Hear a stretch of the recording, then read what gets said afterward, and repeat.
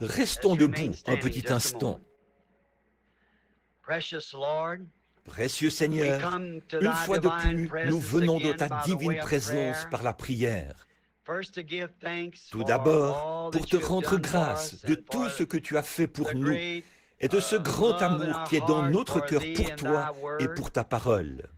Seigneur, ces gens qui sont ici ce soir et que j'aime de tout mon cœur, ils ont fait des sacrifices et sont venus s'asseoir dans cette salle surchauffée et tout, parce qu'ils aiment ta parole. Et ce soir, Seigneur, nous sommes venus prier pour les malades et pour ceux qui ont des besoins. Puisse-t-il n'y avoir aucune personne faible parmi nous à la fin de cette réunion. Récompense-les pour leur fidélité, Seigneur. Parle-nous par ta parole et fortifie-nous, Seigneur, alors que nous allons de l'avant en portant l'opprobre. Quel privilège de pouvoir le faire. Nous le demandons au nom de Jésus. Amen. Vous pouvez vous asseoir.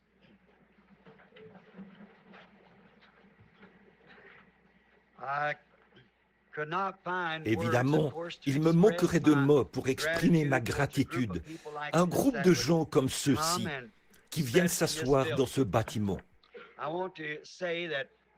Je tiens à dire que demain, ou que nous irons à Topeka, dans le Kansas, pour la prochaine série de réunions, qui s'achèvera le dimanche suivant. Et ensuite, nous partirons de là pour Philadelphie. Eh bien, nous sommes censés aller outre-mer, au Kenya, au Tanganyika et en Ouganda, dans les tribus qui s'y trouvent. Et en ce moment, il y a un petit soulèvement des Mau Mau. Je ne peux pas y aller en tant que missionnaire, mais je vais essayer d'y aller en tant que chasseur. On va y aller et on s'y attelle. D'habitude, j'y vais en tant que missionnaire et je vais à la chasse. Cette fois-ci, j'y vais comme si j'allais à la chasse, mais ce sera pour être missionnaire. Alors là, on use de tous les moyens pour se rendre jusqu'à eux. Et c'est frère Matson Bosé qui s'en occupe. Il essaie de me faire entrer, d'organiser un safari pour que j'y aille pour la chasse. Ainsi donc, j'y vais pour le safari, et là, il dira, « Notre frère Branham est dans le pays. » Il ira à l'ambassade. « Est-ce que vous seriez d'accord que nous tenions une petite réunion quelque part ?» Voyez? Alors, ce sera le point de départ, et on va continuer ainsi. Donc, nous ne savons pas si ça se fera, si nous serons capables de le faire ou non. Nous essayons. Et j'ai demandé au Seigneur s'il arrivait quelque chose et qu'il ne réussisse pas. Alors, ce serait pour moi un signe de revenir ici, à Jeffersonville, et de prêcher sur les 7 trompettes pendant le mois de juillet ou le mois d'août, autour de cette période-là. Alors, si c'est le cas, nous allons examiner cela aujourd'hui. Nous essayerons d'avoir la salle de cette école ici, celle qui est climatisée, parce qu'on y serait très bien et au frais. Elle peut accueillir entre 1500 et 1800 personnes. C'est climatisé. C'est un bâtiment flambant neuf, à environ 5 pâtés de maison d'ici. Une fois, nous en avions fait la demande et on ne nous a pas permis de l'avoir. Et l'homme qui ne voulait pas nous l'accorder a été expulsé du conseil. Alors, l'homme qui y siège actuellement dit que nous pouvons l'avoir quand bon nous semble. Donc, nous sommes très heureux de l'avoir.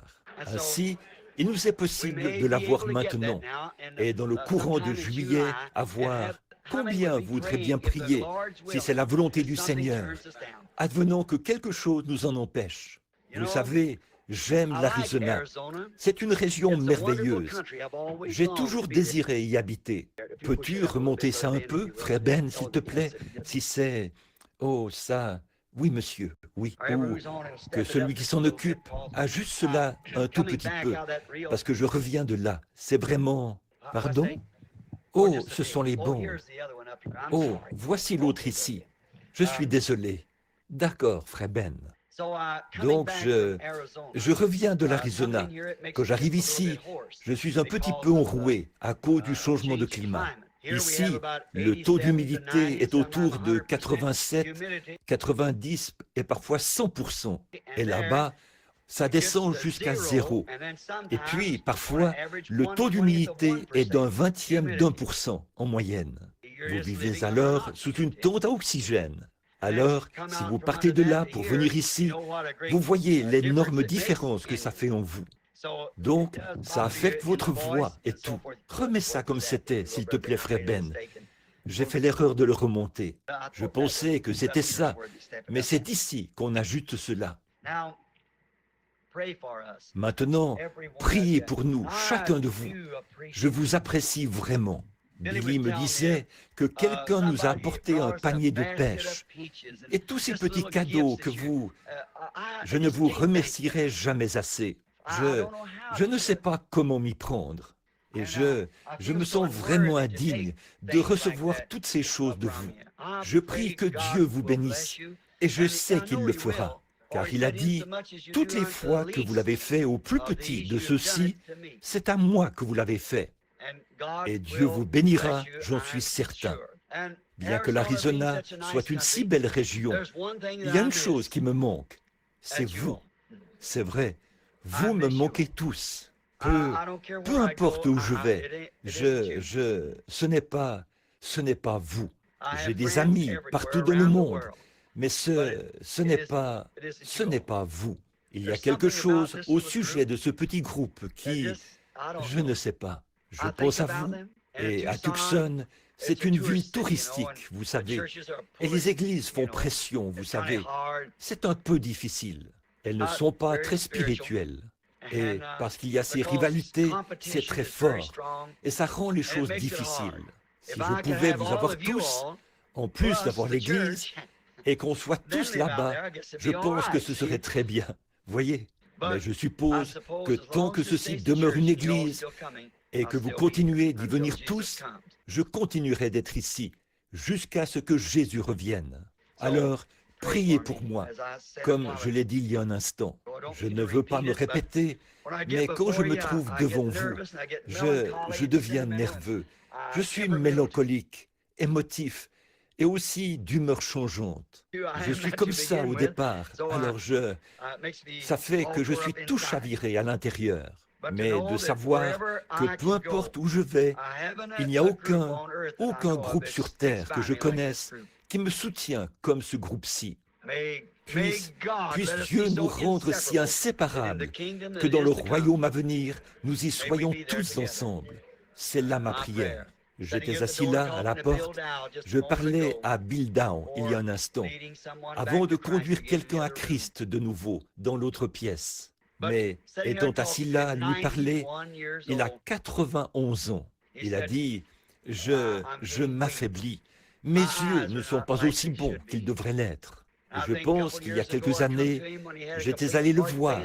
Il avait eu un arrêt cardiaque et un blocage du cœur. Il se mourait. Et le médecin même qui le soignait, qui avait dit qu'il ne s'en sortirait pas, ce médecin est décédé. Et voici Bill Down, assis ici, voyez, il a 91 ans.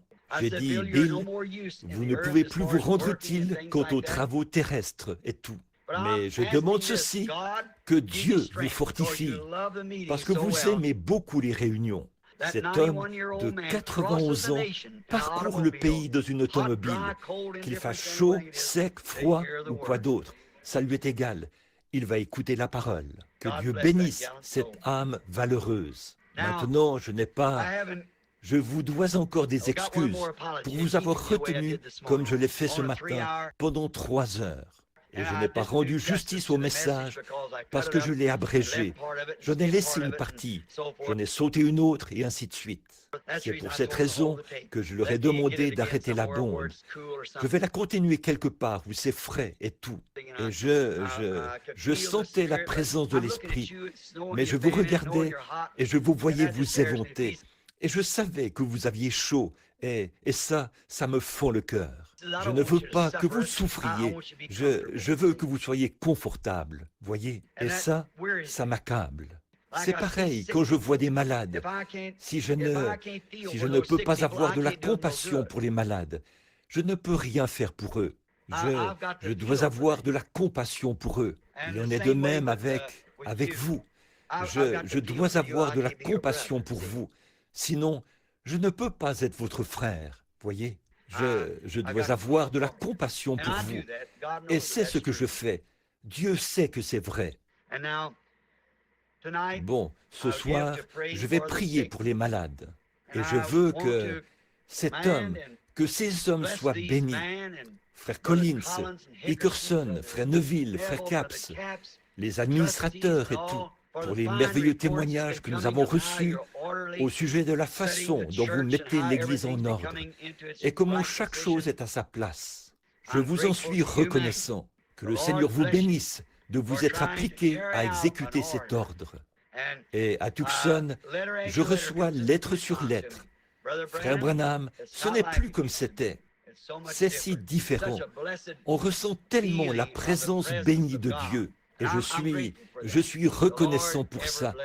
Que le Seigneur vous bénisse à jamais. Alors là, ce soir, je lisais un petit passage ici dans les Écritures pour peut-être en tirer quelques paroles que j'apporterai, ou lire un passage de l'Écriture et peut-être quelques autres passages de l'Écriture, puis vous parler pendant quelques instants, et ensuite prier pour les malades. Rien que quelques instants, je surveille l'horloge et je vais tâcher de faire aussi vite que possible. Moi, je trouve que quand un groupe de gens se réunit, sans lire la parole, ou faire quelque chose, comme un peu d'exhortation, la réunion n'est pas complète. Beaucoup d'entre vous ont attendu. Beaucoup d'entre vous ont encore bien des kilomètres à parcourir ce soir. Combien j'admire cela. Et je regarde, je vois chacun et je pense à là-bas, en Arizona, je me disais, quand je le reverrai, je vais aller tout droit vers lui serrer la main et lui sauter au cou. Et voilà que vous êtes assis ici. Par qui? Par où vais-je? Vous savez, je ne sais pas par qui commencer et par qui, comment m'en sortir. Mais oui, je vous aime. Dieu vous aime aussi. Bon, je pense, si je ne me trompe pas, si je n'ai pas noté le mauvais passage de l'Écriture là, je veux lire dans 1 Corinthiens chapitre 1 à partir du verset 18 et lire aussi 2 Corinthiens 12, 11 pour en prendre un texte. Eh bien, si je peux les trouver rapidement, alors nous lirons, puis nous prierons et nous commencerons sans tarder. Je vais vous parler juste quelques minutes d'un petit sujet.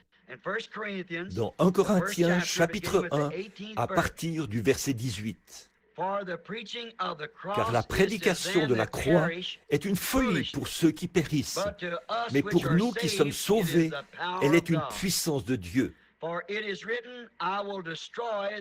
Aussi est-il écrit, je détruirai la sagesse des sages et j'anéantirai l'intelligence des intelligents. Où est le sage? Où est le scribe? Où est le disputeur de ce siècle? Dieu n'a-t-il pas convaincu de folie la sagesse du monde? Je peux répéter ça? Dieu n'a-t-il pas convaincu de folie la sagesse du monde? Alors, la sagesse du monde, qu'est-ce que c'est? La folie. Dieu n'a-t-il pas convaincu de folie la sagesse du monde? Car puisque le monde, avec sa sagesse, n'a point connu Dieu dans la sagesse de Dieu.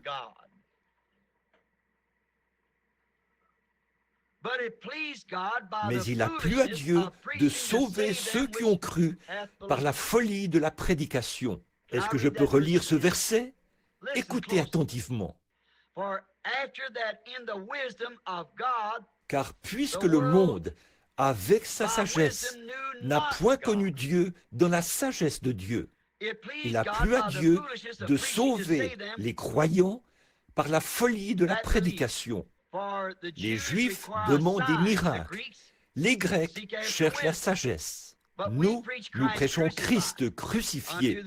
Scandale pour les Juifs, folie pour les païens. Mais puissance de Dieu et sagesse de Dieu pour ceux qui sont appelés, tant juifs que grecs. Car la folie de Dieu est plus sage que l'homme, et la faiblesse de Dieu est plus forte que l'homme. Et dans 2 Corinthiens chapitre 12, verset 11, C'est Paul qui parle. J'ai été un insensé. Vous m'y avez contraint. C'est par vous que je devais être recommandé.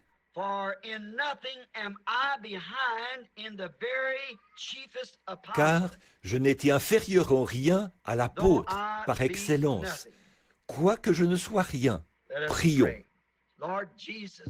Seigneur Jésus, ce soir, veuille ajouter à ces quelques paroles qui ont été prononcées autrefois par le grand apôtre Paul, afin qu'en les entendant ce soir et en les appliquant dans notre vie, elles nous soient profitables. Et que nous puissions être les œuvres de Dieu, façonnées d'après le modèle qu'il a choisi pour nous. Car nous le demandons au nom de Jésus. Amen. Ce soir, je vais prêcher pendant quelques minutes, si le Seigneur le veut, sur le sujet « Le drôle d'oiseau ».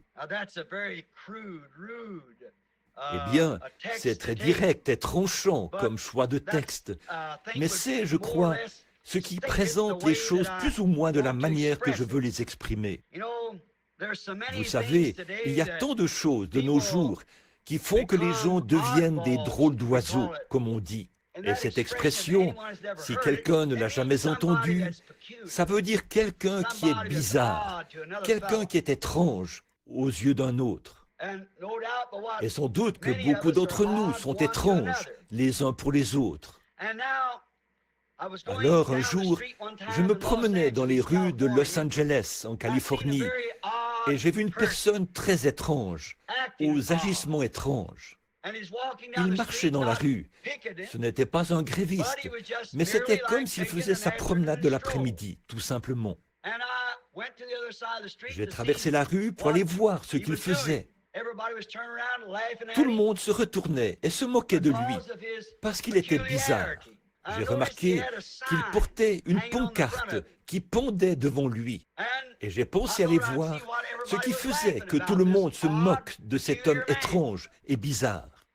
Alors j'avais remarqué que les gens le regardaient et se moquaient de lui. Et lui, au contraire, il semblait avoir une autre sorte de sourire, un sourire de contentement. Les autres sourires que les gens lui faisaient étaient plutôt pour le ridiculiser. Mais lui, il semblait satisfait de ce qu'il faisait. Eh bien, ça donne matière à réflexion, quand quelqu'un est convaincu que ce qu'il fait est juste. Même s'il passe pour un drôle d'oiseau pour quelqu'un d'autre, s'il est convaincu que ce qu'il fait est juste, alors qu'il s'en tienne à cela. Et comme je m'approchais du jeune homme, j'ai remarqué que sur sa poitrine, sur une pancarte ou un panneau, c'était écrit « Je suis un fou ». Et en bas, il y avait « de Christ ». « Je suis un fou » en grandes lettres. Et tout en bas, c'était écrit « de Christ ». Et tout le monde s'en moquait.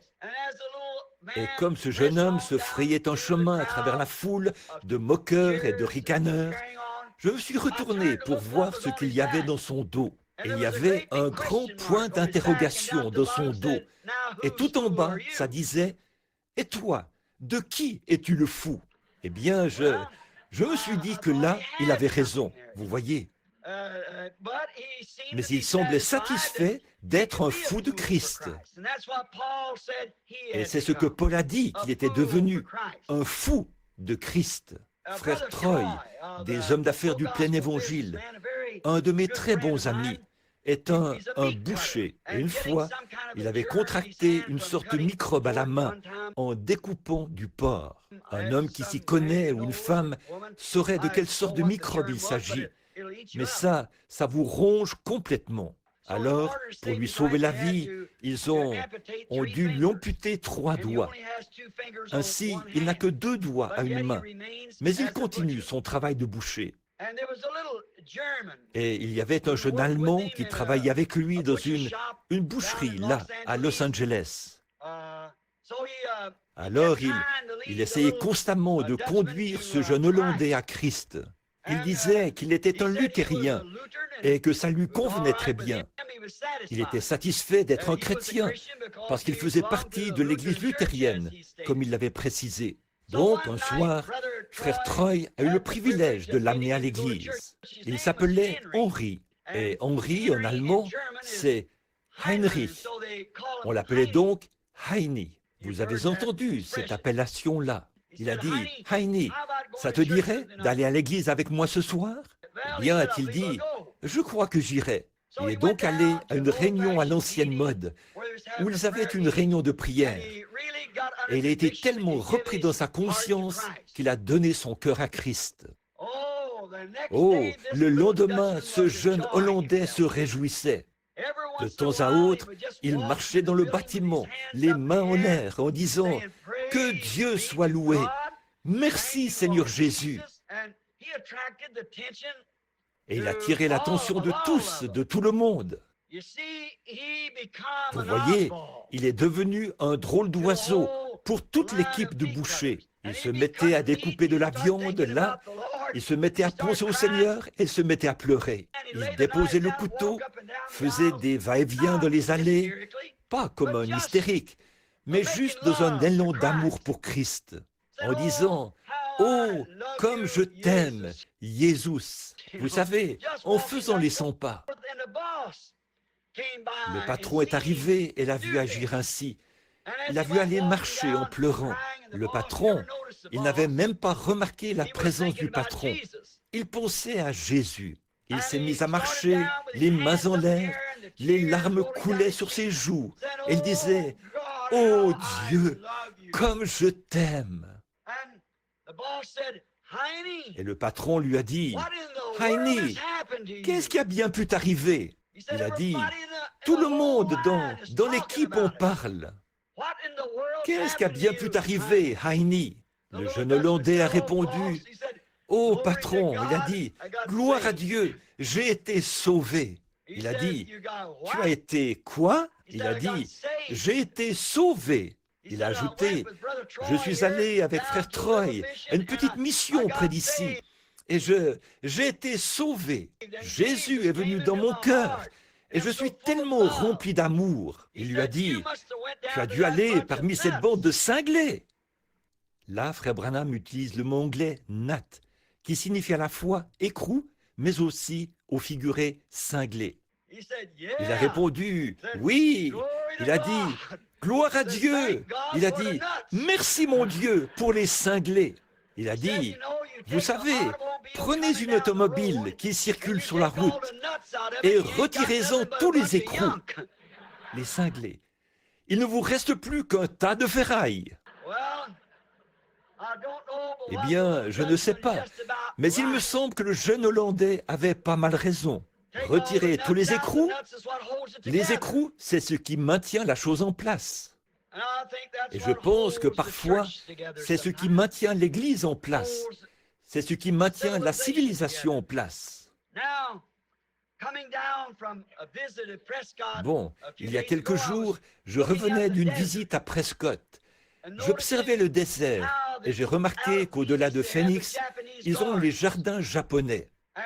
Et il s'y trouvait des fleurs, de jolies fleurs. Or, là-bas, quand j'étais jeune, je conduisais le bétail partout dans ces endroits-là. Il n'y avait pas d'herbe, donc le bétail ne se nourrissait que de fruits de cactus, c'est tout. Et là, j'ai remarqué qu'il y a eu une sorte de reproduction adaptée au désert. Au désert, on voit des cactus et des fleurs. Et chez moi, là-bas, ou plutôt la maison que nous louons, sœur Larson, je crois qu'elle était ici ce matin, je l'ai vue. Elle a un parterre de fleurs à l'extérieur de la maison, un peu de terre. Il n'y a que du sable là-bas. Alors, elle a mis un peu de terre dans un grand parterre de fleurs de chaque côté de la maison jumelée. Et chaque matin, je dois sortir pour arroser ces fleurs. Si je ne les arrose pas, elles vont mourir. Et Et puis, il doit aussi prendre un vaporisateur pour les vaporiser, afin de les protéger contre les pucerons. Sinon, les insectes les dévoreraient. Puis, vous allez juste un peu plus loin, à 9 mètres de là. Des fleurs y poussent. Elles poussent là, dans le désert. Vous pourriez creuser à une profondeur de 6 mètres, et ce serait comme une poudrière. Rien d'autre que de la poussière, et aucune goutte d'eau. Qui est-ce qui les vaporise? Voyez? Ces autres fleurs dans le parterre, si vous négligez de les vaporiser et de les arroser, les termites ou les insectes, les pucerons les dévoreront. Par contre, les pucerons ne peuvent pas s'attaquer à celles qui sont dans le désert. Et elles n'ont pas besoin d'être dorlotées et arrosées chaque jour. C'est la production du Créateur. L'autre, c'est une reproduction hybride. Et je pense qu'aujourd'hui, la raison pour laquelle le christianisme est devenu, pour des gens, une affaire de cinglés, c'est parce qu'on a un tas de reproductions et non d'authentiques chrétiens. Un tas de gens qu'il faut dorloter et vaporiser afin de les garder dans l'Église. Je m'imagine ce qu'était la toute première Église en comparaison avec cette reproduction d'aujourd'hui. Celle-ci serait une production bon marché de ce qu'était la véritable première Église. Ces solides croyants en Dieu, remplis du Saint-Esprit.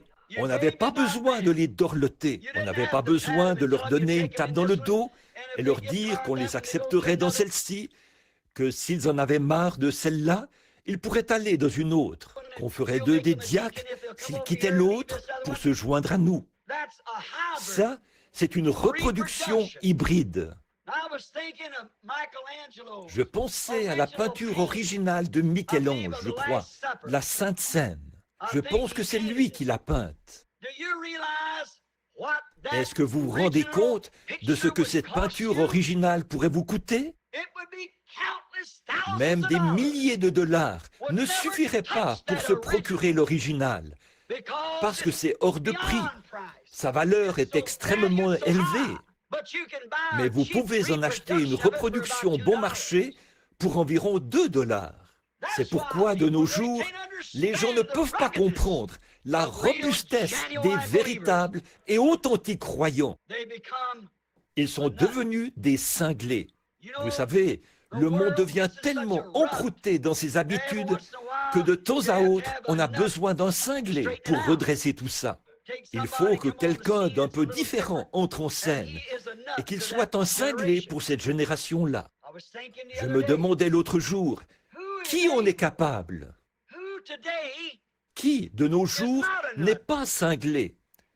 Aux yeux d'un autre, vous êtes un cinglé. Je crois que le monde entier est en train de perdre la raison. Saviez-vous que c'est un temps où les gens ne peuvent pas discerner entre le bien et le mal, ou entre la vérité et l'erreur? Savez-vous que les politiciens ne peuvent pas discerner le bien du mal? Vous les voyez garder le silence sur la question du vote pour le retour de la Bible à l'Église ou le retour de la Bible à l'école? Ils ne savent pas dans quelle direction le vent de la politique va souffler. Pensez-y, je ne sais pas ce qu'il en est dans l'Indiana en ce moment, mais dans l'État de l'Arizona, c'est illégal de lire la Bible à l'école. Je crois que c'est la même chose dans l'Indiana et presque partout aux États-Unis. Parce qu'une femme incrédule a modifié tout le programme. Et souvenez-vous, c'est illégal de lire la Bible dans nos écoles publiques. Mais ce sont les impôts payés par des croyants qui financent l'enseignement de l'incrédulité à l'école. La politique. Il nous faut un autre Abraham Lincoln. Il nous faut un autre Patrick Henry. Il nous faut un Américain qui peut prendre position, peu importe les enjeux politiques, et appeler le bien bien et le mal mal. Saviez-vous que de nos jours, les prédicateurs sont incapables de discerner ce qui est bien, soit la parole de Dieu, soit l'Église dénominationnelle? Ils ne savent pas quel chemin prendre. Ils sont incapables de discerner entre le bien et le mal. Je sais que la Bible dit cela, mais notre Église dit, voyez, les gens sont incapables de discerner le bien du mal. Or, tout ce qui est contraire à la Bible, c'est faux. La parole de Dieu est vraie. Que toute parole d'homme qui est contraire à cela soit reconnue pour mensonge. Et essayez de prendre position dans un temps comme celui-ci, de prendre position pour le bien, vous devenez un cinglé. Prenons quelques personnages. Je peux imaginer le prophète Noé, à cette grande époque où il a vécu, ce grand âge scientifique où on construisait les pyramides et les sphinx, où on pouvait démontrer par la recherche scientifique qu'il n'y avait pas d'eau dans les cieux. Ce vieil homme est arrivé là et a déclaré « La pluie viendra du ciel ». Noé était un cinglé pour cette génération-là. Il était devenu un cinglé. Considérons Moïse. Moïse, quand il est allé voir Pharaon, comme nous le disions ce matin, Moïse est allé voir Pharaon et il lui a dit « Le Seigneur m'a envoyé pour faire sortir ses esclaves. » Avec un bâton à la main, face à la grande armée qui avait conquis le monde entier. Pharaon, avec tout son génie scientifique, s'est dit que Moïse était un cinglé. Et c'est ce qu'il était à leurs yeux, un cinglé. Je peux imaginer le prophète Élie, en sa grande époque, un âge formidable de la mode, où Akab et Jézabel dirigeaient le monde, pour ainsi dire, à cette époque-là. Tous les vêtements et les accessoires de mode que Jézabel voulait porter. Et comment elle avait convaincu toutes les femmes de se vêtir comme elle, son maquillage et tout, sa mise, sa manière d'être habillée. Et quand un vieux détraqué, comme Élie, est entré en scène pour s'opposer à toute la nation, pour Akab, c'était un cinglé. C'est vrai. Amos, le prophète, quand il est arrivé en Samarie, à l'époque où la Samarie était comme Hollywood aujourd'hui, avec ses femmes dans les rues, leur habillement, même des adultères qui se commettaient en public, leur mauvaise conduite et leur manière de vivre là-bas, permettant aux hommes, ce qui se passe sous vos yeux de nos jours, c'est pratiquement commettre un adultère en public. Je suis allé à un certain endroit l'autre soir pour chercher quelque chose à manger. Et il y avait là de jeunes garçons et de jeunes filles qui s'enlaçaient et s'embrassaient comme je ne sais quoi. Et savez-vous, ma jeune sœur, que ça, c'est un adultère potentiel? Quand un homme vous embrasse, il a potentiellement commis un adultère avec vous. Vous ne devriez jamais le laisser vous embrasser jusqu'à ce que vous soyez mariés. Car les glandes, qu'il s'agisse des glandes mâles ou des glandes femelles, se trouvent dans les lèvres. Comprenez-vous? Et lorsque les glandes, mâles et femelles, s'unissent, peu importe où vous le faites, vous avez potentiellement commis un adultère. Vous ne devriez pas laisser un garçon vous embrasser tant que le voile n'a pas été levé de votre visage et que vous êtes devenu sa femme. Ne faites pas ça. C'est commettre un adultère. C'est mélanger les glandes mâles et femelles. Pourquoi un homme n'embrasse-t-il pas un homme? Ou une femme n'embrasse-t-elle pas une femme sur les lèvres? Parce que les glandes ne se croisent pas. Les enfants naissent par le croisement des glandes.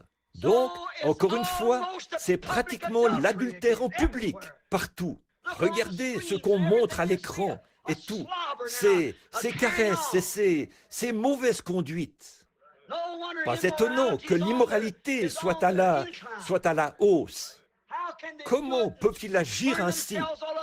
S'exciter à force d'embrasser ces femmes sur la bouche, sachant que c'est de l'adultère. Dieu ne vous le pardonnera pas, à moins de vous repentir.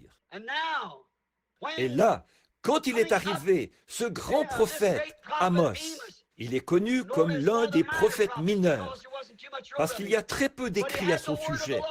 Mais il avait la parole du Seigneur. Il a jeté un coup d'œil sur cette ville. Tout s'adonnait. Dans les parcs, des hommes étaient assis avec leurs bras autour des femmes, et des femmes avec leurs bras autour des hommes. Tout simplement une Hollywood moderne. Et il a parcouru cette ville en leur disant « Repentez-vous, sinon vous périrez ». C'était un cinglé. Il s'était pratiquement déclaré fou à leurs yeux. Jean-Baptiste, quand il est entré en scène pour les dénominations religieuses de cette époque, c'était un cinglé. Il avait la possibilité de devenir sacrificateur, de suivre les traces de son père. Mais il a refusé de le faire parce que Dieu l'avait tenu à l'écart de ses credos et de ses dénominations, parce que son travail était trop important. C'est lui qui allait annoncer la venue du Messie. Et comme il n'avait rien à faire avec les pharisiens, les sadducéens et tous les autres, il a rejeté tous ces groupes de gens.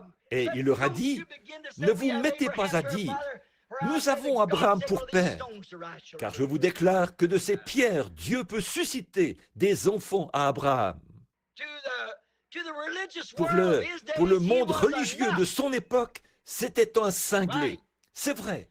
Puis Jésus est entré en scène. Pour les gens religieux de son époque, il était lui aussi un cinglé. En effet, il disait, « Tu es un Samaritain, tu as perdu la tête, tu es dingue. » Autrement dit, un fou. Voilà ce qu'il était aux yeux des gens. Votre Seigneur est sauveur. Rien d'étonnant pour Paul, formé par Gamaliel, pour être sacrificateur, avec la possibilité de devenir un jour souverain sacrificateur.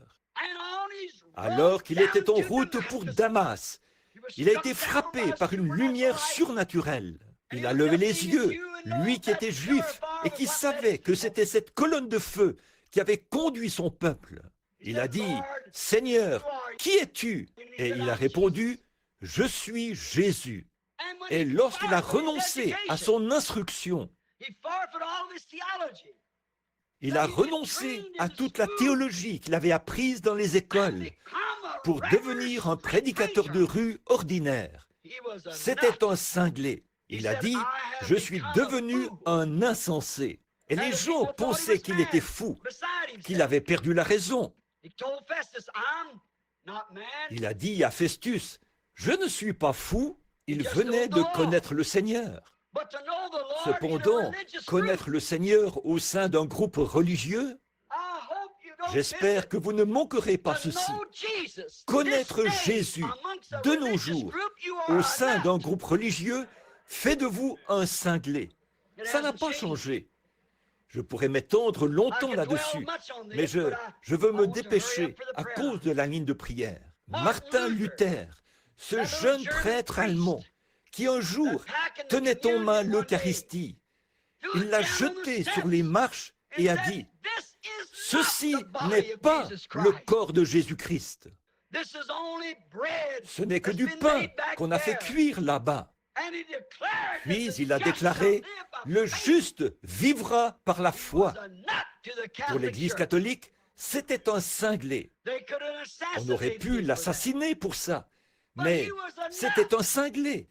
Et ils l'ont simplement laissé tranquille. Mais pour cette génération-là, il était devenu un cinglé. John Wesley, à l'époque où l'immoralité battait son plein en Angleterre. Là, si le réveil wesleyen n'était pas entré en scène, le monde entier était corrompu. Il y avait de l'immoralité partout. Et l'église anglicane s'était tellement éloignée qu'il n'y avait plus de réveil, dont la pensée était calviniste. Et John Wesley est entré en scène avec la parole de la sanctification pour nettoyer cette immoralité. Il était devenu un cinglé. Une fois là, je cite le livre de M. Wesley. Il marchait le long d'un sentier et un membre de l'église anglicane, ils se disaient tous qu'il était fou. Alors cet homme lui a barré la route. M. Wesley était un petit bout d'homme. Ce grand gaillard se disait qu'il allait tout bonnement lui donner une claque. Il lui a donc barré la route. Monsieur Wesley s'est avancé et a dit « Excusez-moi, monsieur, voudriez-vous vous écarter du chemin? Je suis pressé. » Et cet Anglican lui a répondu « Pour un insensé, je ne m'écarte pas du chemin. » Monsieur Wesley a poliment incliné son chapeau, l'a contourné et il lui a dit « Moi, je le fais toujours. » Donc, vous voyez, c'était lui qui était cinglé. L'un l'était pour Christ, l'autre l'était pour l'Église. Donc, vous êtes néanmoins cinglé aux yeux de quelqu'un. Quand les pentecôtistes sont entrés en scène il y a 50 ans, on disait « Ces gens sont des fous ». C'était des cinglés, c'est vrai. Parce qu'ils condamnaient toute la corruption qu'il y avait eu au cours des âges de l'Église, au moment où ils sont entrés en scène. Mais qu'est-ce que les pentecôtistes ont fait? Ils sont retournés tout droit au vomissement qu'ils avaient quitté, tout droit dans la corruption dénominationnelle.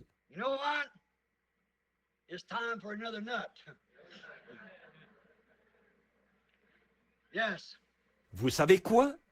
Il est temps d'avoir un autre cinglé. Oui, il est temps d'en avoir un autre, c'est vrai.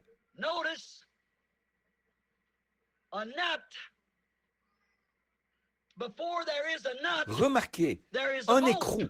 Avant qu'il y ait un écrou, il faut un boulon pour l'y visser. Et cet écrou est fileté pour s'ajuster à ce boulon. Sinon, il ne correspondra pas. Remarquez, tous ceux qui étaient filetés à l'époque de Noé étaient filetés par le message de l'Évangile. Noé, l'écrou, les a attirés dans l'arche. Tout dépend de votre type de filetage.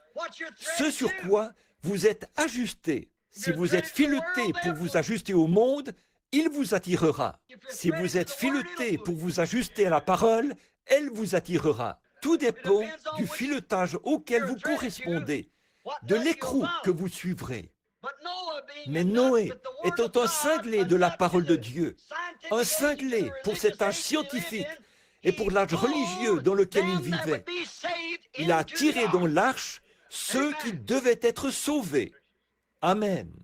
Ceux qui étaient prédestinés, le boulon qui avait été conçu avant l'écrou. Il faut que le filetage du boulon corresponde à l'écrou. Donc, Satan a lui aussi des boulons et des écrous. Des boulons et des écrous des royaumes de ce monde. Pharaon était tout aussi cinglé aux yeux de Noé, ou plutôt de Moïse, que l'était Moïse aux yeux de Pharaon. Pharaon, avec toutes ses combines scientifiques, avait attiré son peuple vers lui. Noé, comme il était un cinglé de Dieu, il a attiré l'Église vers le pays promis. Tout dépend de la manière dont vous êtes fileté. Il a tiré l'Église hors d'Égypte, comme Noé avait tiré l'Église dans l'arche, hors du monde. Moïse a fait sortir l'Église d'Égypte pour l'amener dans le pays promis de Dieu. Jésus l'a dit. Maintenant, prenez garde, car ces écrous et ces boulons se ressemblent beaucoup. Regardez bien le filetage. Dans Matthieu 24, 24, il a dit « Cela séduirait même les élus si c'était possible. » Maintenant, les Américains et tout ce monde dénominationnel ont besoin d'un cinglé. Les méthodistes, les baptistes, les presbytériens, ils sont tous dispersés dans ceci, cela, et ils se disputent entre eux. Mais après tout, ils sont tous filetés pour se fixer sur le même boulon. Alors Dieu leur a donné un boulon et leur a envoyé un écrou, le Conseil mondial des Églises.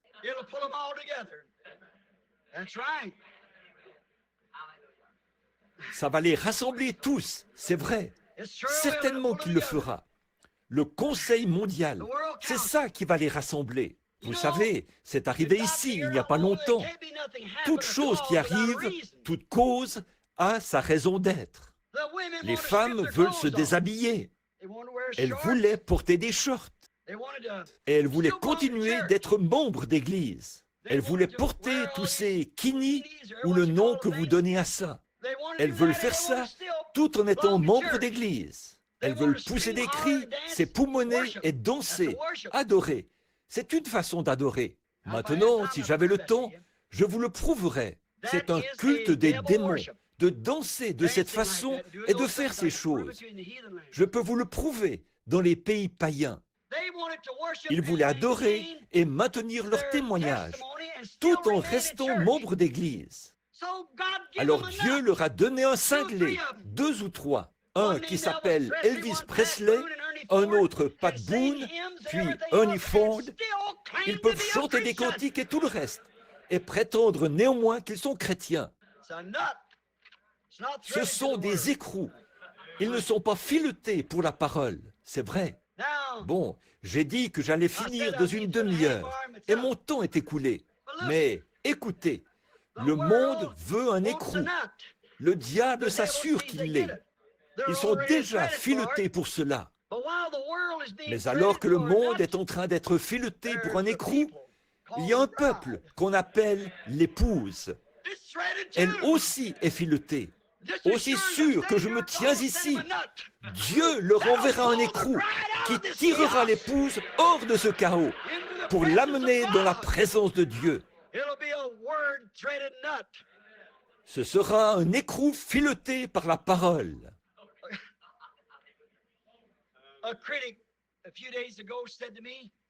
Il y a quelques jours, un critique m'a parlé à Tucson. Il a dit, vous savez, certaines personnes font de vous un cinglé et d'autres font de vous un Dieu. J'ai répondu, eh bien, en quelque sorte, il n'y a pas de mal à ça. Je savais qu'il essayait de me critiquer, voyez. Il a dit, les gens croient que vous êtes un Dieu. J'ai dit, eh bien, seulement, je sais que les gens ne faisaient pas ça, mais je savais qu'ils ne comprenaient pas ça, parce qu'ils faisaient partie de l'autre camp, vous voyez. Donc, je savais qu'ils ne le savaient pas. Alors, j'ai dit, ce n'est pas trop éloigné de la parole de Dieu, n'est-ce pas? Voyez, juste pour qu'ils sachent que nous ne sommes pas perdus. Nous savons où nous en sommes. Nous connaissons le genre de voile que nous avons hissé et le genre de vent qui souffle dans celle-ci. Nous connaissons notre type de filetage et nous connaissons notre écrou. Nous savons comment nous y tenir. J'ai dit, ce n'est pas tout à fait contraire à la parole de Dieu, n'est-ce pas? J'ai dit, rappelez-vous, quand Dieu a envoyé Moïse vers les enfants d'Israël, Dieu a fait de Moïse un Dieu, c'est vrai. Et il a aussi fait de son frère Aaron un prophète, c'est vrai. Tous les prophètes, a dit Jésus, étaient des dieux. Ils étaient des dieux, des hommes, c'est vrai. Dieu veut qu'il en soit ainsi. Écoutez, la parole que nous prêchons et les mots que j'ai prononcés ce matin, Dieu qui se cache derrière des peaux de blaireau, Dieu qui se cache derrière la peau d'un homme, voyez, c'est ce qu'il a fait. Quand Dieu s'est manifesté au monde, il se cachait derrière un voile, derrière la peau d'un homme appelé Jésus. Il était voilé et caché derrière la peau d'un homme appelé Moïse. Et ils étaient des dieux, pas des dieux, mais ils étaient Dieu, le seul Dieu qui changeait simplement son masque et faisait la même chose chaque fois, apporter cette parole. Voyez, c'est Dieu qui l'a fait ainsi. Il sait que l'homme doit voir quelque chose. Cela se trouve en chacun de nous qui sommes nés dans le monde. Comme je vous le disais ce matin, personne n'osait suivre Moïse là-dedans. Dieu n'a jamais traité avec 2 individus. Il traite avec un seul, toujours. Personne n'osait imiter Moïse. C'était la mort naturelle, d'essayer de l'imiter, de pénétrer dans cette colonne de feu avec lui. Donc, les gens ne sont pas tous conçus. Vous n'êtes pas nés dans cette optique-là pour pénétrer dans le surnaturel. Mais Dieu a placé certains sur la terre pour le représenter en tant qu'ambassadeur à son service.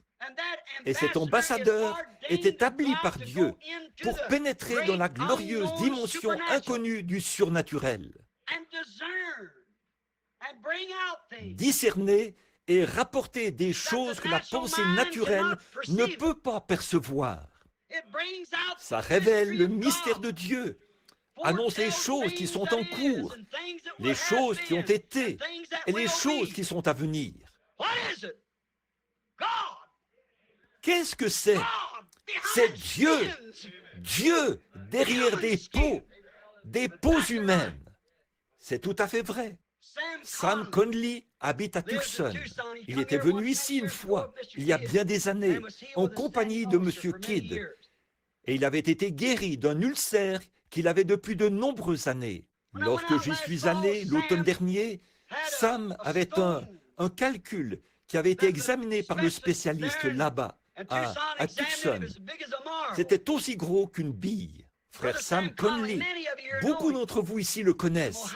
Il vient de l'Ohio et il était allé chez le médecin et il lui a dit, « Sam, prépare-toi pour la semaine prochaine. Je vais extraire ce calcul. » C'était quelques jours auparavant. Il a dit, « Est-ce que ça peut s'évacuer naturellement, docteur ?» Il a répondu, « C'est impossible. Ce calcul est trop gros. » Donc, il l'a fait monter dans une voiture pour le ramener chez lui. Puis, il m'a appelé. Il a dit, « Je veux que vous veniez prier pour moi, frère Branham. » Pourquoi m'a-t-il appelé pour une telle chose? Et je me suis mis à prier pour lui. J'ai dit, « Sam, c'est ainsi dit le Seigneur.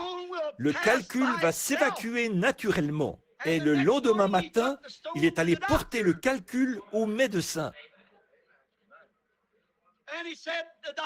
Et il a dit, le médecin a dit, « Monsieur Conley, je ne comprends pas comment c'est arrivé. » Il a répondu, « Je suis un croyant en Dieu, et Dieu a évacué le calcul pour moi. Il l'a extrait pour moi. » Cet homme avait de la peine à le croire, ce médecin, tout comme il avait eu de la peine à croire que cette grosse tumeur que ma femme avait dans le côté l'avait quitté. Vous êtes au courant de ça, voyez?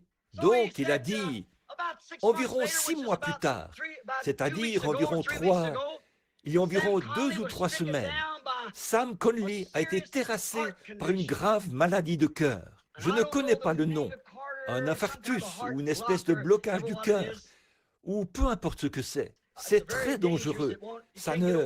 On ne peut pas en guérir, à ce qu'on dit. Une crise cardiaque, puis son cœur a bloqué, et ses membres avaient tellement enflé que ses chevilles étaient plus grosses que ses jambes, jusqu'ici vers ses hanches.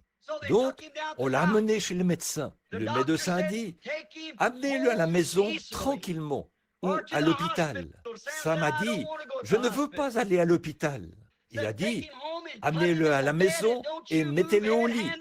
Ne bougez ni la tête, ni les mains, ni les pieds pendant 6 mois. » Il a ajouté, « Vous risqueriez de mourir d'une minute à l'autre. » Puis, frère Norman a appelé, et nous sommes allés voir frère Sam ce soir-là. Et quand nous avons prié pour lui, le Seigneur a parlé. Et le lendemain matin, Sam est allé au cabinet du médecin, a retroussé son pantalon, s'est placé devant le médecin et lui a dit, « Docteur, regardez-moi. » Et le médecin lui a fait passer un électrocardiogramme. Et il a dit, « Je ne comprends pas ça. » Il a dit, « Retournez au travail. » Il a dit, « À quelle église appartenez-vous » Il a dit, « Je n'appartiens à aucune d'elles. » Il a dit, « Vous ne pouvez pas être chrétien sans appartenir à une dénomination. Il le faut. » Voyez, c'est tout ce que le médecin savait.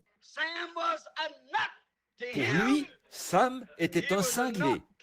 Et lui, il était un cinglé pour Sam de poser une telle question. Alors, qu'est-ce qui est arrivé? Sam est venu me voir et il a dit, « Qu'est-ce que je peux dire à quelqu'un qui me dit de telles choses, frère Branham?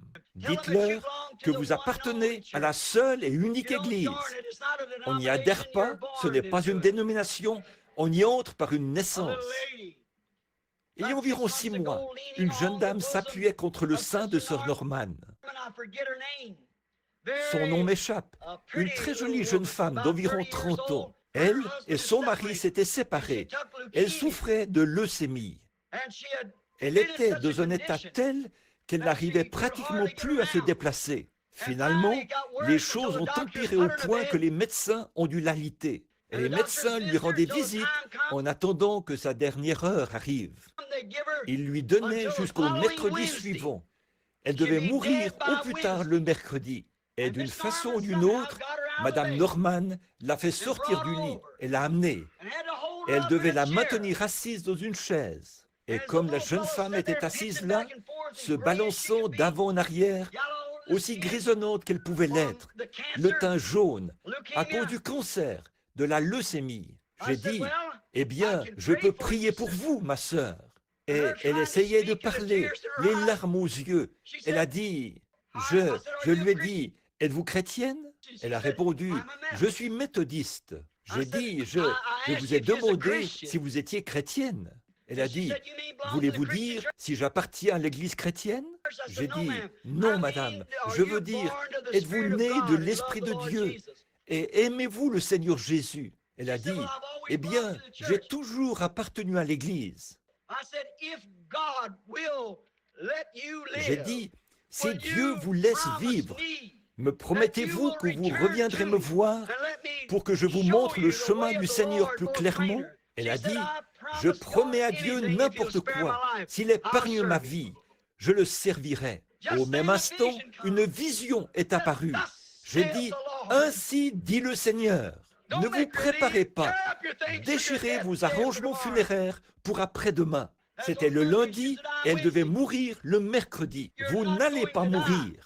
Dimanche passé, il y a exactement une semaine, je me suis assis avec elle dans le bureau. Elle avait pris une quinzaine de kilos.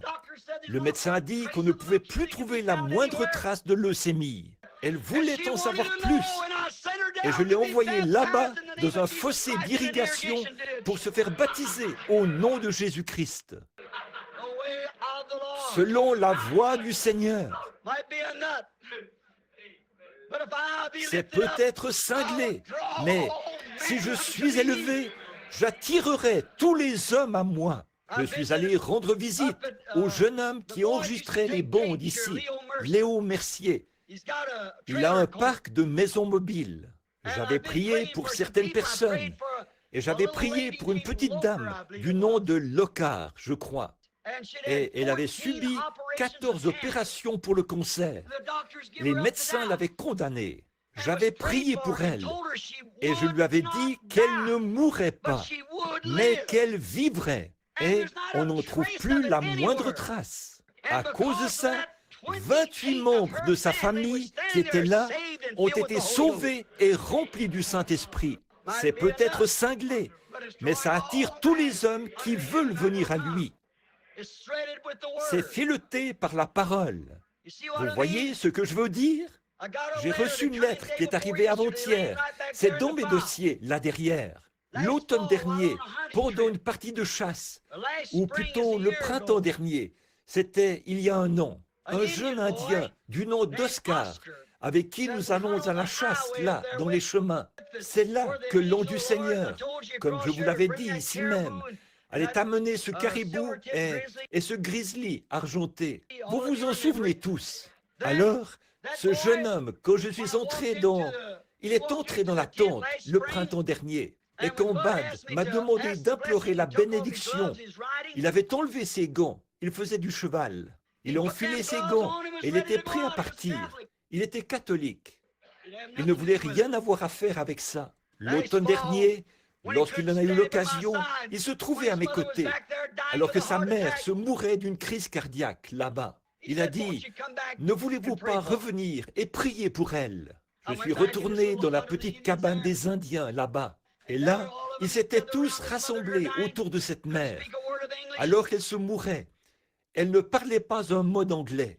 Le Saint-Esprit est descendu et a dit à cette mère, à travers un interprète, sa fille, ce qui était arrivé et ce qu'il en était. Il l'a même appelée par son nom et lui a dit ce qu'elle était et de quelle tribu elle était issue et comment ceci se produirait. Et cette mère a été guérie instantanément.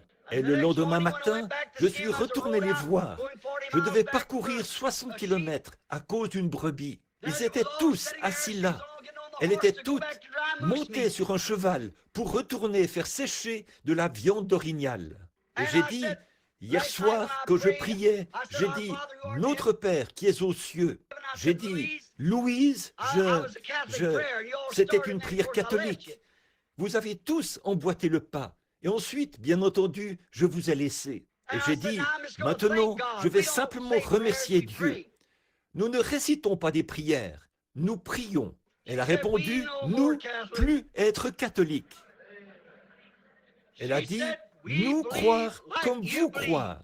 Nous voulons que vous nous emmeniez tous pour nous baptiser de la manière dont vous baptisez. Nous désirons recevoir le Saint-Esprit. Lors du voyage de retour, ce jeune homme avait perdu ses chevaux des mois auparavant et il n'arrivait pas à les retrouver. Et le guide le réprimandait sévèrement. Il disait, « Oscar, tu savais bien qu'il ne fallait pas laisser ces chevaux comme ça. À cette heure-ci, les ours, beaucoup de grizzlies, ont sûrement déjà mangé ces chevaux. Et ils demeuraient près de moi. Puis, il a dit un soir, il a dit, « Moi, vous demandez quelque chose. » J'ai dit, « Oui. » Il a dit, « Frère Branham, priez Dieu, que Dieu me redonne mes poneys. » J'ai dit, « Bud a dit que l'ours les a mangés. » Il a dit, « Frère Branham, demandez à Dieu que Dieu redonne à Oscar ses poneys. » J'ai dit, « Tu crois ça, Oscar ?» Il a dit, « Je crois. Dieu a guéri ma mère.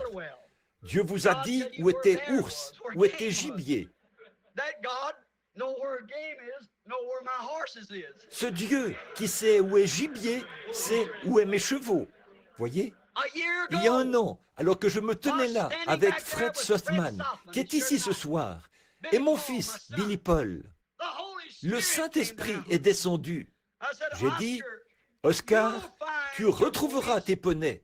Ils seront debout dans la neige. » Voilà la lettre qu'il m'a écrite la semaine passée. Elle est arrivée ici et je l'ai reçue vendredi. Elle est là, dans mes dossiers en ce moment.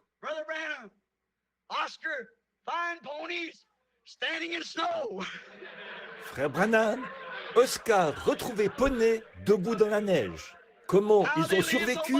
Personne ne le sait. Là, ce garçon, en cette période de l'année, en juin, il y a tellement de neige qu'il en reste encore 6 ou 9 mètres autour d'eux.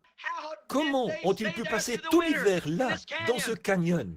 Oscar pouvait se rendre jusqu'à eux en raquettes, mais naturellement, il ne pouvait pas mettre de raquettes au poney. Mais il les a retrouvés selon la parole du Seigneur.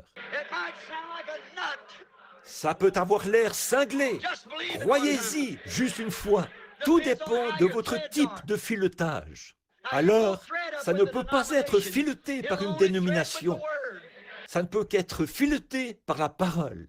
Mais il y a des personnes dans le monde qui croient cette parole. Il faudra un cinglé pour faire partir d'ici cette épouse filetée. Car l'épouse et l'époux sont un. Dieu est unique et la parole est Dieu. Il faut que ce soit fileté par la parole et cela fera sortir l'épouse de ces dénominations. Oui, il voulait me critiquer. Vous savez, ça me rappelle ce dont je parlais ce matin. Dieu qui se cache derrière des peaux, la peau humaine. Une petite histoire, et ensuite je termine. Je regrette de vous avoir retenu ici pour environ 45 minutes déjà. Il y avait un foyer chrétien, et il y avait un... J'ai raconté ça à ce critique. Et dans ce foyer, il croyait en Dieu. Là, il y avait un petit garçon qui avait une peur bleue des orages. Les éclairs, oh, il en avait une peur bleue. Au moindre éclair, il courait se cacher sous une table, n'importe où. Donc, un soir, voilà qu'un gros orage a éclaté sur la ferme, là où ils habitaient. Le vent soufflait dans les arbres, et les éclairs brillaient. Il commençait à se faire tard, le soir. La mère a dit à Junior, elle a dit, maintenant, Junior, monte à l'étage et va te coucher. Elle a dit, bon, n'aie pas peur, allez, va là-haut. Alors, le petit Junior, vêtu de son pyjama, a monté les escaliers en regardant en arrière. Il était au bord des larmes. Il s'est couché, a essayé de dormir, la tête enfouie sous la couverture. Il n'arrivait pas à dormir à cause des éclairs qui brillaient à la fenêtre. Alors il a dit, « Oh maman, a-t-il dit, monte ici et dors avec moi. » Eh bien, elle a répondu, « Junior, rien ne va te faire du mal. Ces éclairs ne peuvent pas te faire du mal. » Il a dit, « Mais maman, monte ici et dors avec moi. » Alors la mère a monté les escaliers et s'est couchée sur le lit, près de son petit. Et elle a dit, « Junior, mon petit garçon, maman veut te dire quelque chose. » Elle a dit, « Junior, nous sommes une famille chrétienne. Nous croyons en Dieu et nous croyons que Dieu nous protège dans les orages. Nous croyons ça. Et nous croyons que Dieu prend soin des siens. » Et elle a ajouté, « Je veux que tu crois ça, Junior. Voilà, n'aie pas peur. Dieu est avec nous et il nous protégera. » Junior a sangloté pendant quelques instants. Il a dit, « Maman, moi aussi, je crois ça. » Il a dit, « Mais quand les éclairs sont si près de la fenêtre, je veux toucher le Dieu qui est recouvert de peau. » Or, je crois que beaucoup parmi nous, les adultes, pensent la même chose. Le Dieu qui est recouvert de peau, le Dieu qui est recouvert de peau, ça peut avoir l'air cinglé aux yeux du monde, mais c'est en train d'attirer tous les hommes à lui. Prions. Père Céleste, comme c'est le cas pour ces petites histoires, ces expériences, parfois, elles arrivent pour une raison. Et elles sont, même si elles semblent tronchantes, nous les comprenons néanmoins dans le langage qui s'applique au contexte. Alors, Seigneur, ce soir, nous te remercions de ce que Dieu lui-même puisse habiter en nous. Nous sommes reconnaissants pour l'expiation qui a été faite, pour le sang du juste, Jésus, lui qui était la plénitude de Dieu, la plénitude de la divinité corporellement, et qui a donné sa précieuse vie. Elle ne lui a pas été ravie, mais c'est volontairement qu'il l'a donnée, afin que nous puissions le savourer dans la plénitude de sa présence, dans la gloire de la Shekinah où il a vécu, de sorte que nos âmes soient sanctifiées par ce sang, et que le glorieux Saint-Esprit lui-même puisse vivre en nous. Nous devenons alors des docteurs, des prophètes, et ainsi de suite, pour les gens, pour ceux, Seigneur, qui sont dans le besoin, des dons de Dieu. Dieu lui-même qui manifeste et fait rayonner les grands dons de Dieu au cours de cet âge moderne. Et cette expression qui manque de délicatesse, Seigneur, être cinglé. Nous savons qu'en ce temps-ci, c'est peut-être ce qu'il faut, alors que le monde vient encrouter dans ses habitudes, comme c'est le cas pour l'Église aujourd'hui. On ne fait qu'adhérer à de nouvelles églises et à de nouvelles dénominations. Un homme qui s'avance avec la parole passe pour un cinglé, un fou. C'est comme le grand apôtre Paul, qui avait reçu une formation de théologien, de sacrificateur.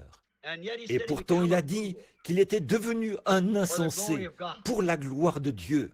Il avait renoncé à son instruction afin que les gens puissent écouter ces mots très raffinés. Et il a dit qu'il n'était pas venu avec des paroles enchanteresses et la sagesse des hommes, afin que leur foi ne repose pas là-dessus. Combien l'Église se tourne vers ça aujourd'hui, comme il l'avait prophétisé.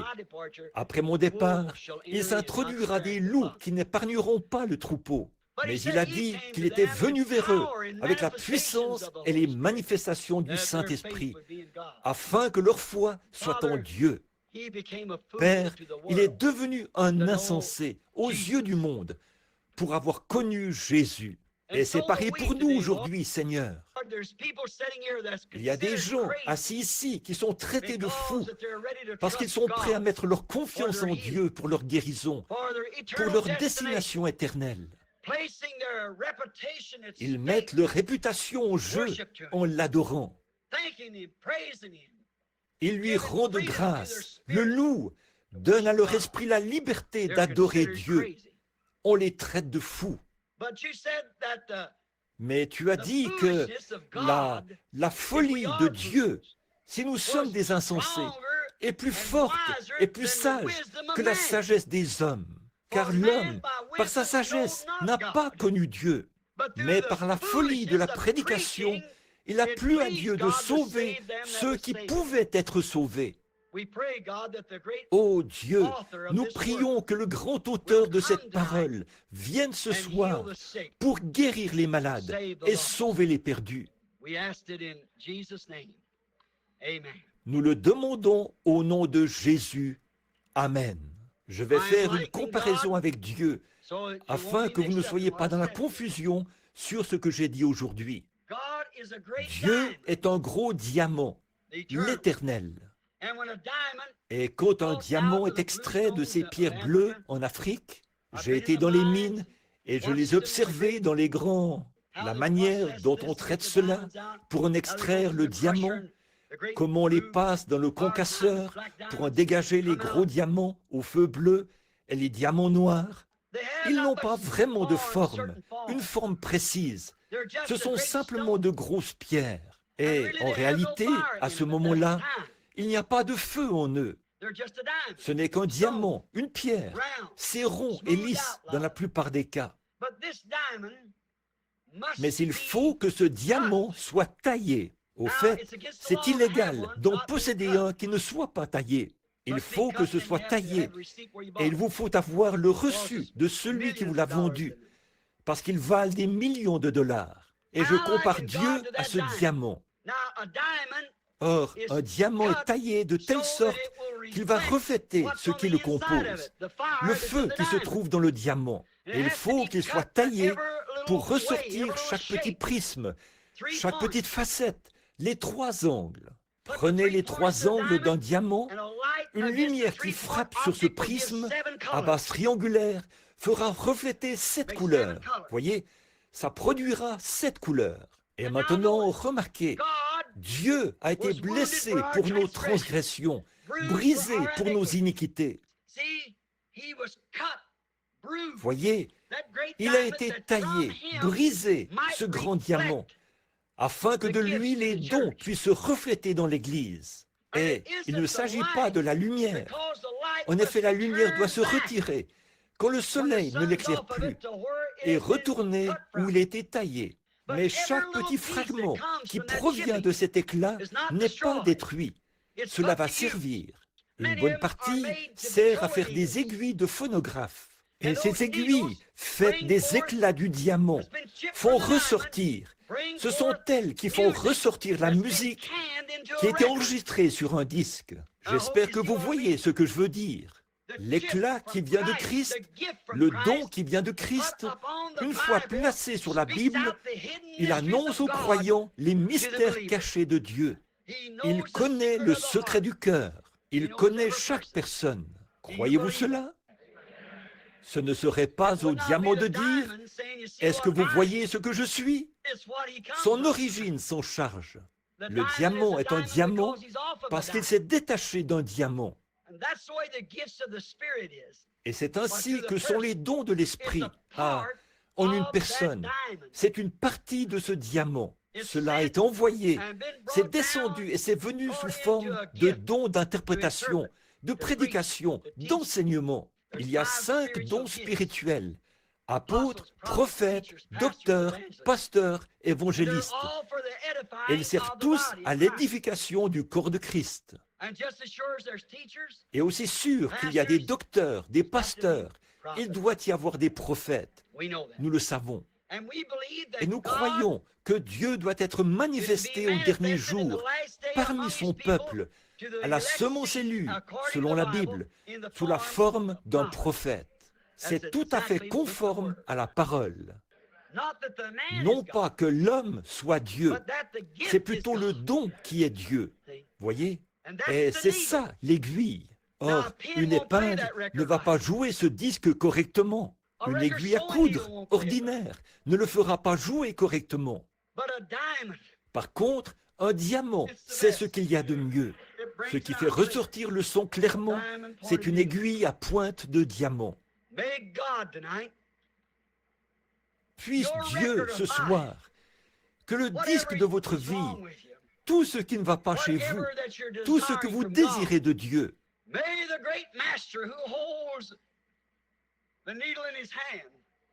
puisse le grand maître qui tient l'aiguille dans sa main, puisse-t-il la poser sur votre vie et nous révéler ce pourquoi vous êtes ici, ce que vous voulez.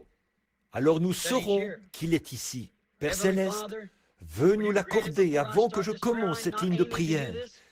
Ce n'était pas mon intention de le faire, mais veuille nous l'accorder afin que les gens sachent. Il se peut qu'il y ait des étrangers qui sont ici pour qu'on prie pour eux. Je ne les connais pas, mais toi, tu les connais. Et Paul a dit, si vous parlez en langue et qu'il n'y a pas d'interprétation ni d'édification qui sont données, les gens diront que vous êtes fous. Mais si quelqu'un prophétise et révèle ce qu'il y a dans le cœur, alors ils diront, Dieu est réellement parmi vous. Qu'il en soit ainsi de nouveau, ô Dieu, en cette heure tardive. Tu l'as promis, et il en sera ainsi. Au nom de Jésus-Christ. Amen. Maintenant, je me demande combien de malades il y a ici ce soir, ceux qui sont ici. Ou est-ce que Billy a distribué des prières? A-t-on distribué des cartes de prière? Ça a été fait. Eh bien, je suppose que chaque malade a reçu une carte de prière. Mais je ne sais pas ce que vous avez écrit dessus. Je crois qu'il vous donne simplement une carte. Vous y écrivez ce que vous voulez. Est-ce que c'est ça? Vous recevez la carte. Vous y inscrivez ce que vous voulez.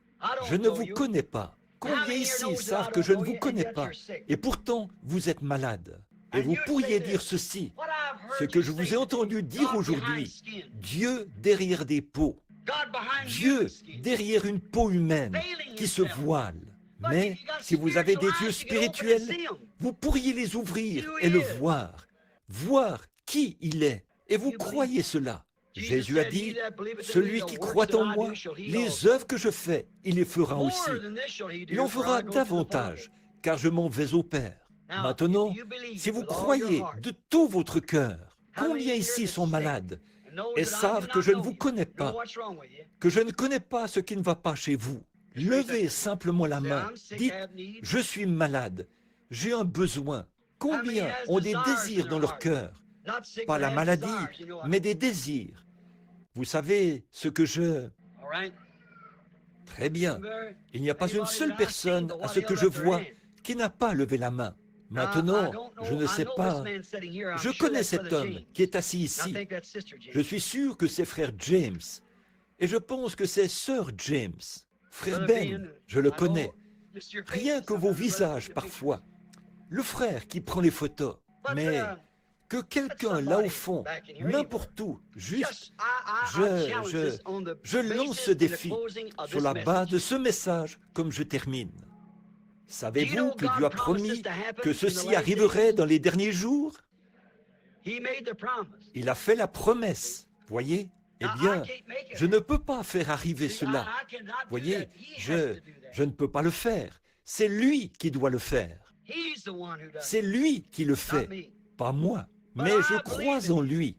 Sinon, je ne me tiendrai pas ici à vous dire des choses que je ne crois pas. Maintenant, priez et dites, Seigneur Jésus, la Bible m'enseigne que maintenant même, tu es un souverain sacrificateur qui peut être touché par le sentiment de nos infirmités. Peu importe où vous êtes. Et dites simplement, je crois en toi. Et par la foi, je crois ce que cet homme a dit aujourd'hui. C'est ce que l'ange m'a dit. Amène les gens à te croire. Et si c'est la parole de Dieu que j'annonce, il ne s'agit pas de me croire, il s'agit de croire la parole. Si ce n'est pas conforme à la parole, alors n'y croyez pas. Mais si vous croyez que c'est la parole, Alors peu importe ce que c'est, priez et croyez. Et voyez s'il peut encore révéler ce qu'il y a dans votre cœur. Et tout le monde sait que la Bible dit que la parole de Dieu est plus tranchante qu'une épée à deux tranchants. Et elle juge les sentiments et les pensées du cœur. C'est comme ça qu'Abraham a su que c'était Dieu. Lorsqu'il a fait savoir ce que Sarah disait là derrière dans la tente, ce qu'elle pensait quand il a dit « Je te visiterai ». Et Sarah a pensé dans son cœur « Ce n'est pas possible ». Bon, j'ai dit qu'il est ici pour vous guérir. Qu'en pensez-vous? Si seulement vous pouvez croire. Or, je ne le peux pas. Je n'en ai aucun moyen. Le Père Céleste le sait. Voyez, il faut juste que je le voie. Et ce que je vois, je le dis. Et ce que je ne vois pas, évidemment, je ne peux pas le dire. Mais il est tout autant Dieu. Est-ce que cela augmenterait votre foi s'il le faisait? De prêcher comme ça, c'est comme si cela me déroute un petit peu. Mais il est ici, j'en suis conscient.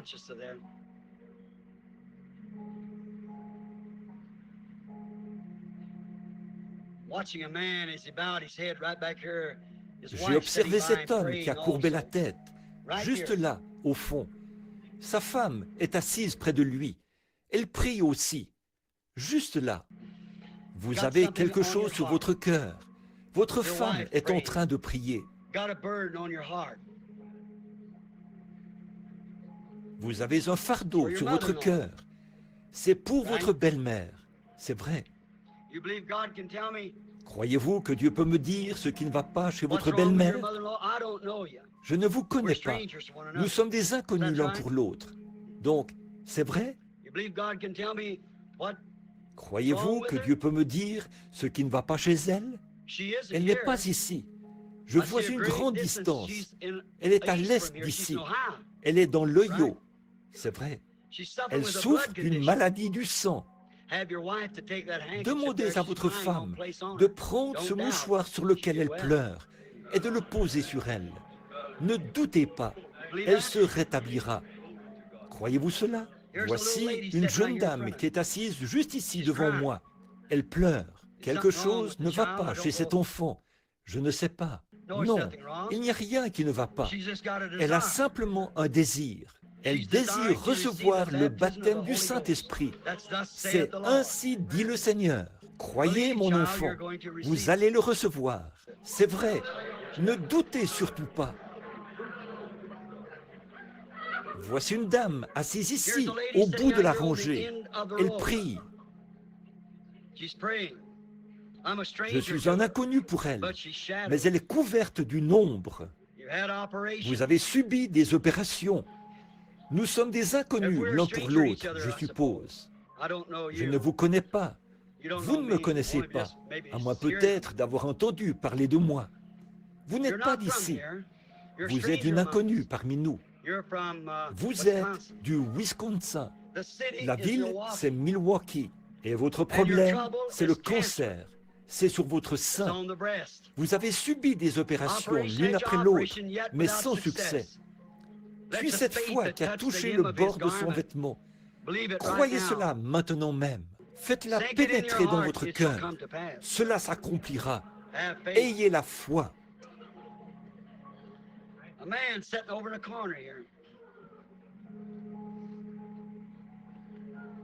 Un homme est assis dans ce coin-ci. Il prie pour sa mère. Il m'est inconnu. Je ne le connais pas, mais il prie pour sa mère.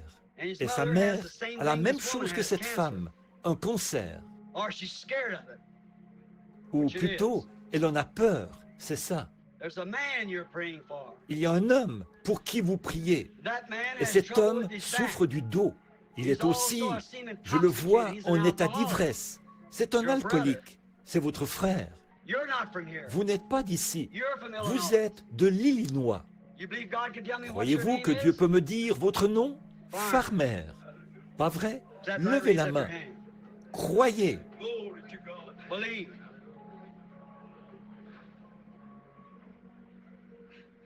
Il y a quelqu'un qui est à genoux pour prier pour quelqu'un. Cette personne est couchée sur une civière.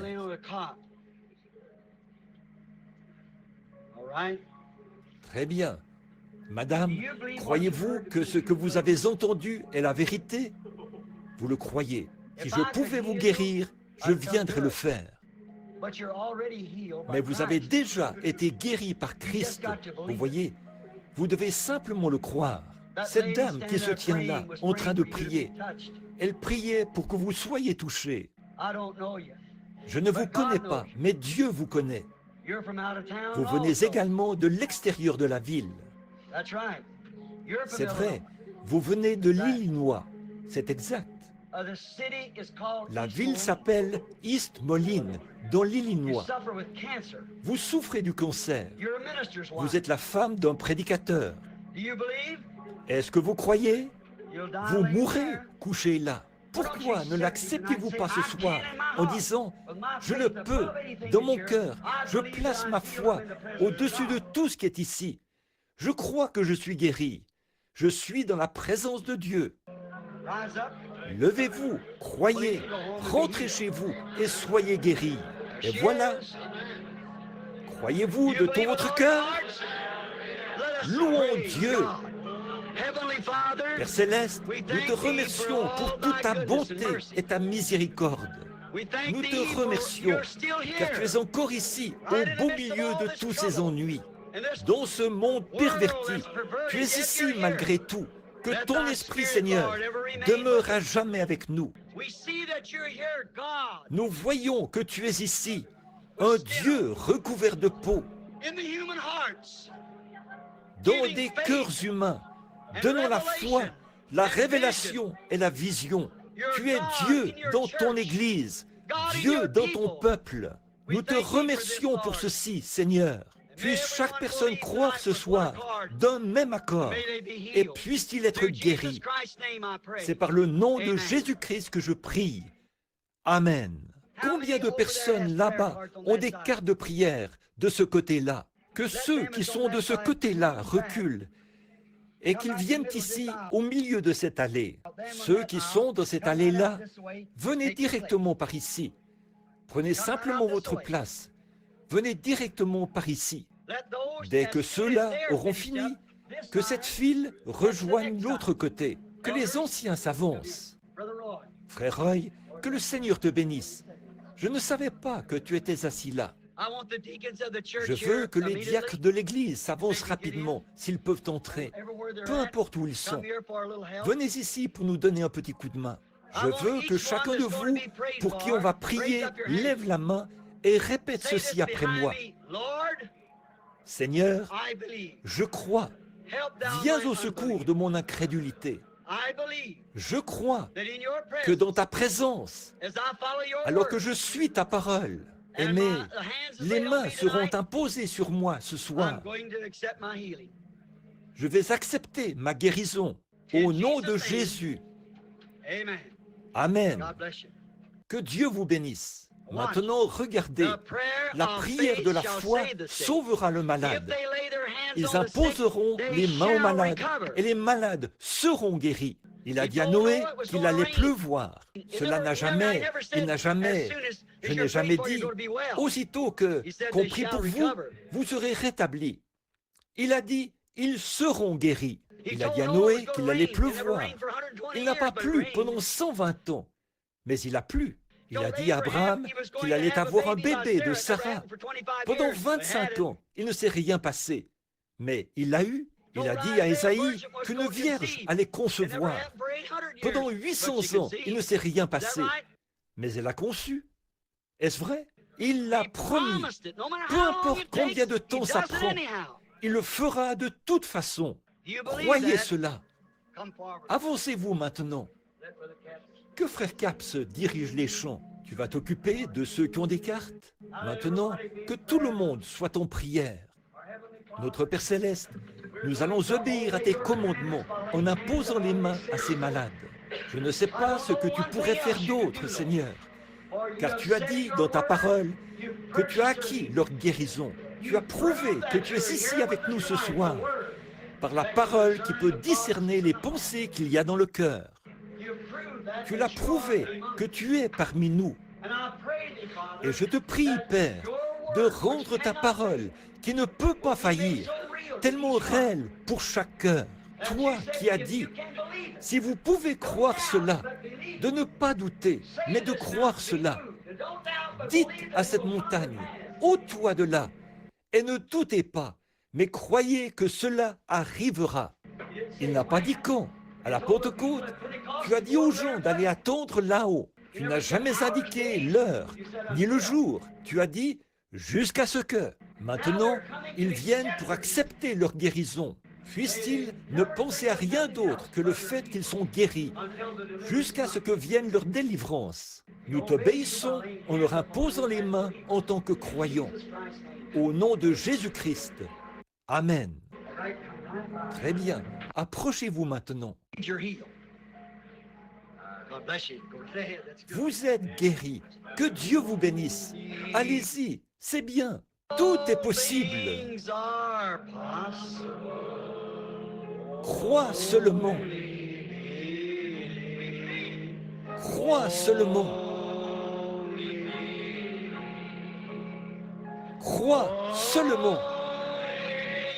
Seigneur Jésus, je prie maintenant pour ces mouchoirs. Au nom de Jésus-Christ. Amen.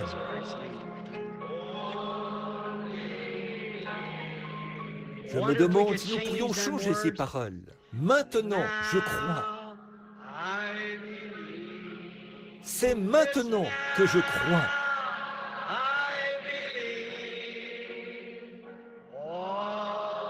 Tout est possible. Maintenant, je crois. Maintenant, je crois. Maintenant, je crois. Tout est possible. Maintenant, je crois. Croyez-vous que vos requêtes et vos désirs vous seront accordés?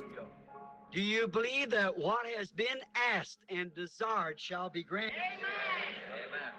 It shall happen. Cela va arriver.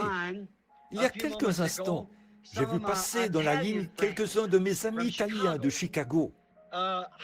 Combien connaissent Sœur Bottazzi de Chicago? Eh bien, vous savez, tout récemment, elle a eu un trouble mental, une dépression nerveuse très, très grave. Mais ce matin-là, à Chicago, lors du petit déjeuner des hommes d'affaires chrétiens, j'ai parlé à la sœur sous l'inspiration du Saint-Esprit. Elle était revenue par le côté et elle n'arrivait pas du tout à se calmer. Et j'ai dit, sœur, ça ne vous quittera pas tout de suite, mais vous allez vous rétablir. J'ai dit, ça prendra soit 18 mois, soit 2 ans.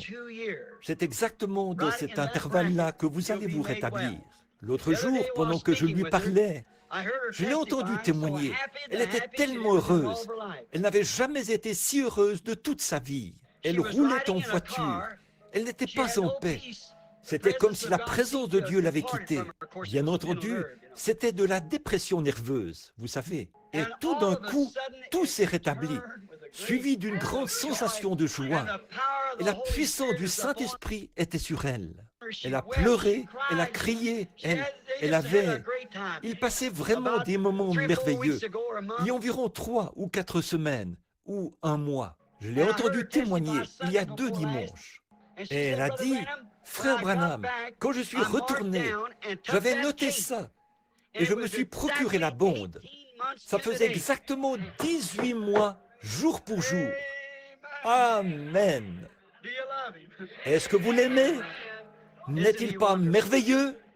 Maintenant, c'est ce même Saint-Esprit qui a pu prédire avec exactitude, sans faillir une seule fois, pendant toutes ces années. Et aujourd'hui, par sa parole, il a essayé de vous dévoiler que Dieu n'est pas un objet très éloigné ou quelque chose d'historique.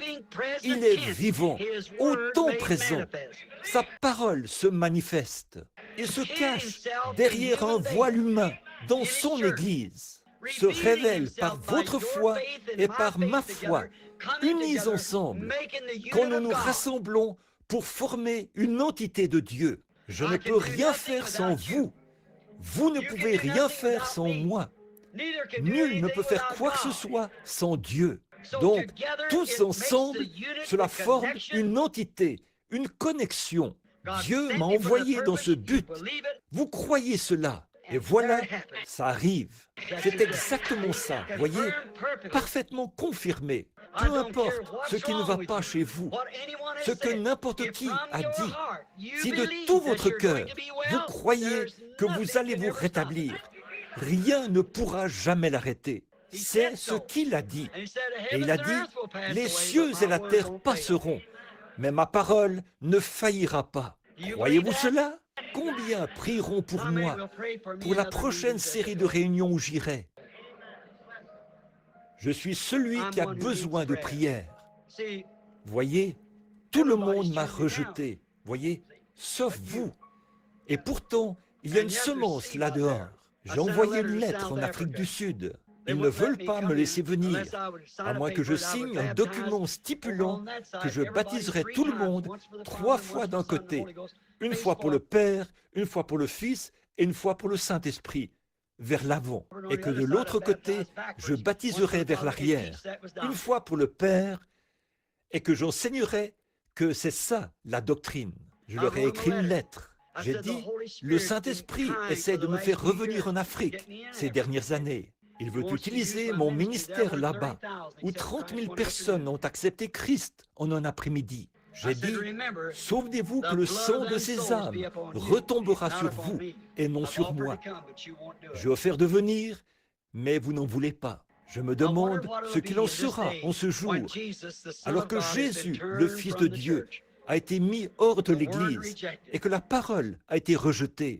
Mais malgré tout cela, il continue de se faire connaître à son peuple. N'en êtes-vous pas reconnaissant? Et ce soir, je suis passé leur imposer les mains à des femmes âgées, des jeunes, des vieux, des jeunes hommes, des hommes âgés, tout trempés de sueur comme je le suis.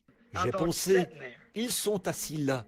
Ils sont assis là à écouter cette parole que le reste du monde considère comme de la folie. Voyez, ils sont le boulon. Voyez, Dieu est ici pour le fileter, afin de vous dégager de la maladie. C'est une promesse de la parole. Souvenez-vous bien de ceci. Ça va commencer à se resserrer. Je les attirerai. Si je suis élevé, je les attirerai. Il va vous dégager de cela, assurément. Croyez-le tout simplement. Ayez foi en lui. Ne doutez pas de lui. Croyez-le. Priez pour moi. Quand vous n'aurez personne d'autre pour qui prier, pensez à moi. Alors, jusqu'à ce que nous nous revoyions. Réunis, merci d'être venus d'aussi loin. Que Dieu vous protège alors que vous rentrez chez vous.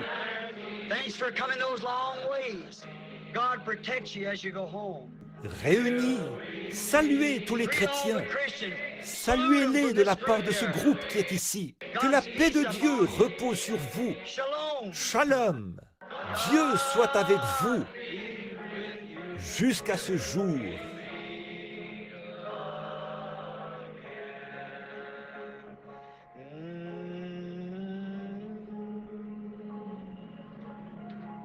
Jusqu'à ce que nous nous revoyions.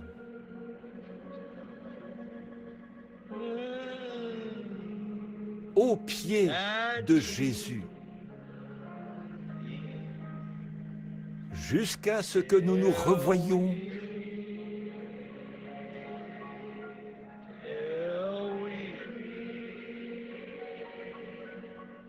Dieu soit avec vous. Jusqu'à ce jour. Je suis si heureux. Vous voyez, il y a des choses, bien des choses que je ne sais pas. Mais il y a certaines choses que je sais. Je suis tellement reconnaissant pour vous. Je suis si heureux d'être associé avec vous. Je suis si heureux d'être l'un de vous. Que Dieu soit avec vous. Il le sera. Il ne vous délaissera jamais.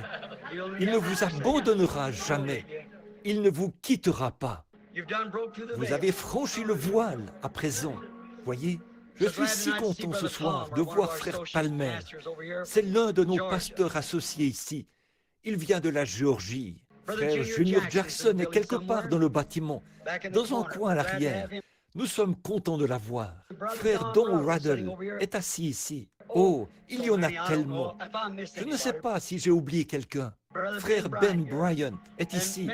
Et beaucoup d'autres sont ici, de bons frères. Willard Collins, nous sommes si contents de vous avoir tous ici.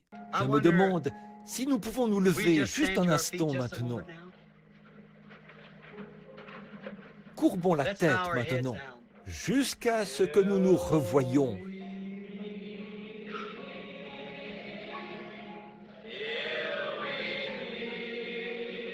Réunis aux pieds de Jésus, jusqu'à ce que nous nous revoyions. Jusqu'à ce que nous nous revoyions. Dieu soit avec vous jusqu'à ce jour. Ressentez-vous ce rapprochement de la communion avec l'Esprit?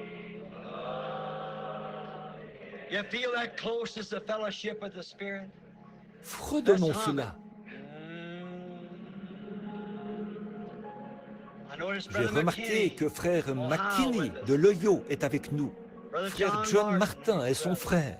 Nous sommes si contents de vous avoir tous. Il se peut que je ne vous vois même pas, mes frères. Il vous connaît jusqu'à ce que nous nous revoyions. Puisse mon cœur et le vôtre être unis au cœur de Dieu jusqu'à ce que nous nous revoyions.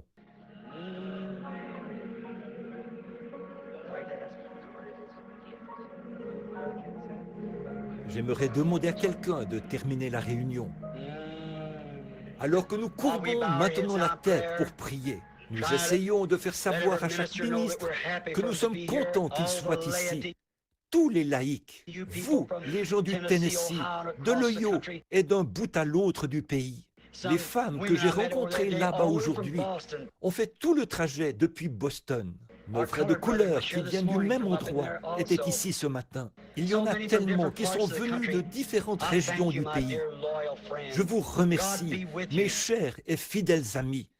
Que Dieu soit avec vous. Je vous appelle mes amis. Est-ce que vous vous souvenez de ce que Jésus a dit à ce sujet? Un ami est encore plus proche qu'un frère. Eh oui. Alors que nous courbons la tête maintenant, jusqu'à ce que nous nous rencontrions de nouveau dans quelques jours, que Dieu soit avec vous. Je vais demander à notre bon et fidèle frère, frère Richard Blair, s'il veut bien terminer la réunion par un mot de prière.